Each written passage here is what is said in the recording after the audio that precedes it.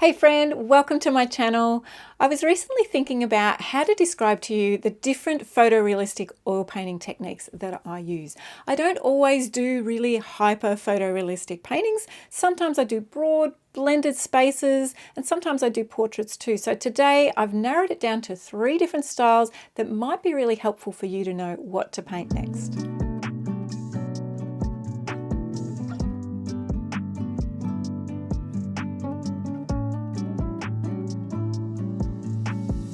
Hey, welcome, I'm Heather and I love painting photorealistic images and I love helping you know how to find your creative voice, especially through oil painting. So today I wanted to tell you the 3 different styles that I use, which I really think helps me, even me, understand, all the different techniques I use and what I enjoy the most.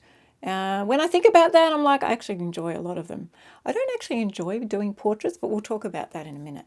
The first technique or the first sort of style that I tend to gravitate to or sometimes do is broad blending. Now I've got an image here or a painting that I just did on the weekend, which was a bit of a rough sort of thing that I did for a workshop, and you'll see my beautiful students here who for the first time did this sort of blending technique, and it is basically just broad using big brushes, but still it still looks like a beautiful sea and a beautiful sort of technique to enjoy, and it does take a lot less time than something like this behind here. So a bit more about the broad blending. I use big brushes. This is my favorite brush. It's a filbert brush.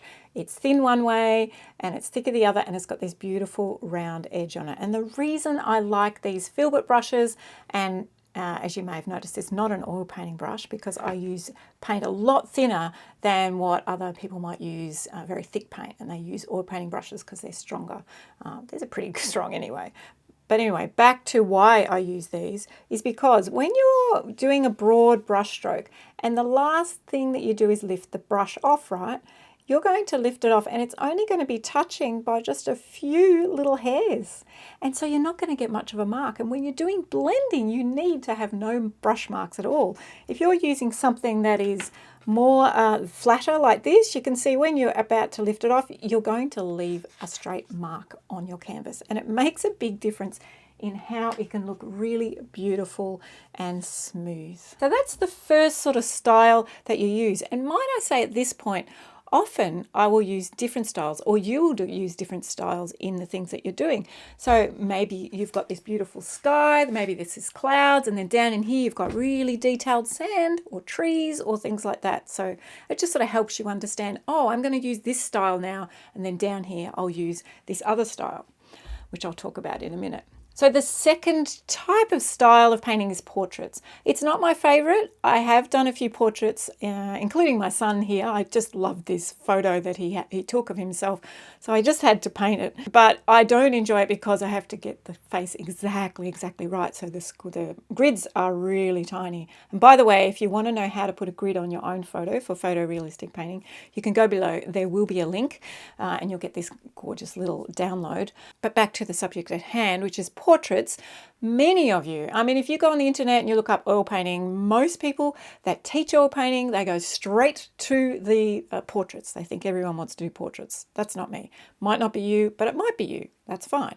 I use grids to make it so much easier, but we'll talk about that more in another video.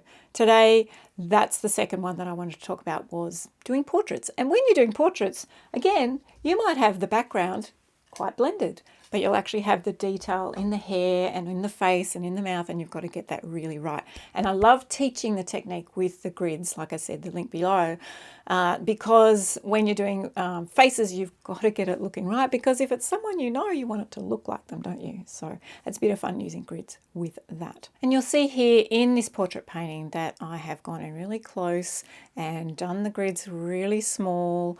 And also it has the 3 different styles in it. It's a classic example. You've got that blurry background, which I basically got off the idea of looking at pet portraits, believe it or not. They had a great background in the background, and I loved the beautiful, greens and darks, and actually had some reds in it as well. That was just a blank wall behind him, that actual original photo. So I did this beautiful blend in the background, and then portrait, yes, and then we've got the detail that's in, all of those little intricate bits that's in the flowing fabric, which took a little bit of working out. So there's the 3 different styles all in one, but that's mostly talking about portraits. So the third style and technique, which I actually like the most, which is the detailed way, which you can see here. Now I have another painting that I haven't actually finished yet, just I thought I'd bring it in here. So this one here is, it's a bit of fun, loving the colours. I haven't finished it yet. As you can see, there's a lovely little spot there. But this one's got a little bit of a combo, hasn't it? It's like the detail, you've got your detail here in the branches. It's not a lot of detail, but it is there. And then the background, you get out your broader brush and you're doing sort of more of the blends. So I sort of call that the blendy sort of style. There's definitely not a portrait in this one. But that is one of the styles that I love the most, and I'm working on a piece now, which I'll show you the video here, which is very detailed. It doesn't have any big broad blending, definitely doesn't have any portraits in it, but this is what I call the detailed type of photorealistic painting. So this painting, I really use small brushes and just a little bit of medium as I'm going along, not a lot. So these are sort of the brushes that I'm using with this particular painting. What have I got here? They're all filberts, except for, this is like a round, and there's another little round here that I forgot to throw in. So these tiny little round ones, which you can sort of see here, and then we have these bigger filberts. So I don't use, they're not very big, certainly not like this big one when we were using that for backgrounds. For this particular one, I may go up to, what's this size, a 12.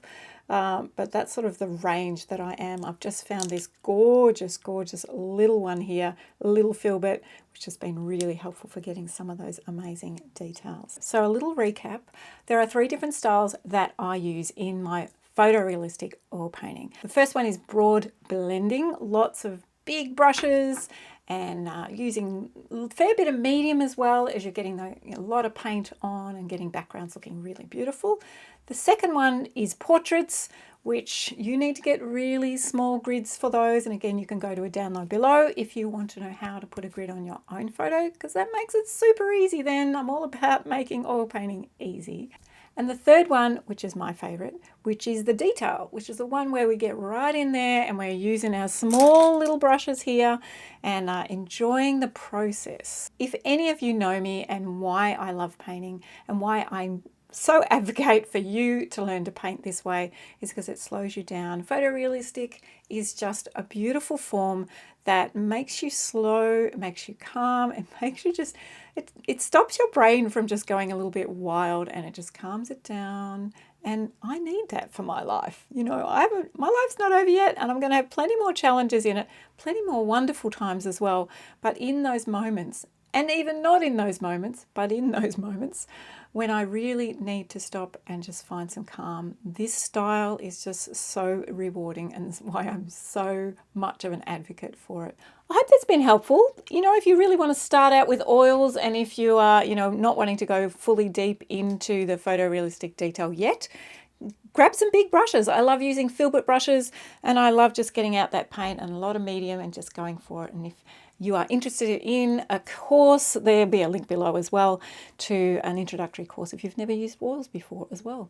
But until next time, keep creating, keep painting if that's something you love to do, and please comment below if you particularly like one of these styles better than the other. I know I like a combo, but I think number 3 is my favorite. Until next time, keep creating.